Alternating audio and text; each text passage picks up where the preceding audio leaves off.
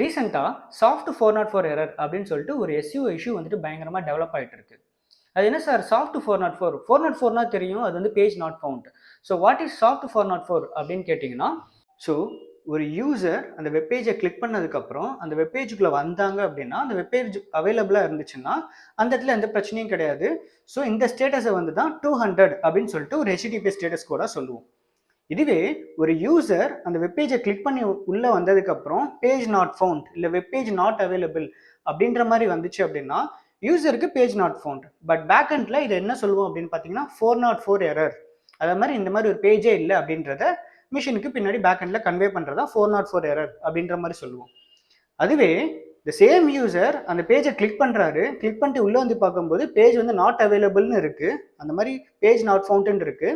But back எண்ட்ல வந்து 200 okay, அதாவது இந்த மாதிரி பேஜ் இருக்கு அப்படின்னு சொல்லிட்டு தப்பா பின்னாடி கன்வே பண்ணுச்சுன்னா இதை தான் சாஃப்ட் 404 எரர் அப்படின்ற மாதிரி சொல்லுவாங்க.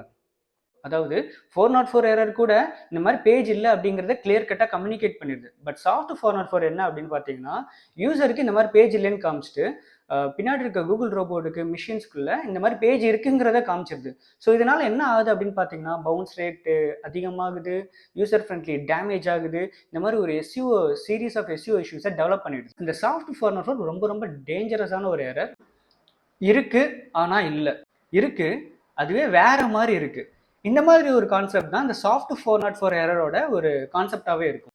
ஓகே சார், இந்த இஷ்யூ வந்துருச்சு, இந்த இஷ்யூ நான் எப்படி ஐடென்டிஃபை பண்ணுறது, இந்த இஷ்யூவை நான் எப்படி சார் ரிசால்வ் பண்ணுறது அப்படின்னு கேட்டிங்கன்னா, இந்த இஷ்யூவை நீங்கள் கூகுள் சர்ச் கன்சோலில் நீங்கள் செக் பண்ணி பார்க்கலாம். கூகுள் சர்ச் கன்சோலில் பேஜஸ் அப்படின்ற ஒரு செக்ஷனில் நாட் இண்டெக்ஸ்டு பேஜஸை சூஸ் பண்ணீங்க அப்படின்னா நீங்கள் சாஃப்ட் 404 உங்கள் வெப்சைட்டில் எந்தெந்த பேஜஸ்லாம் சாஃப்ட் 404 இருக்குது அப்படிங்கிறத லிஸ்ட் பண்ணி காமிச்சிடும். ஓகேவா?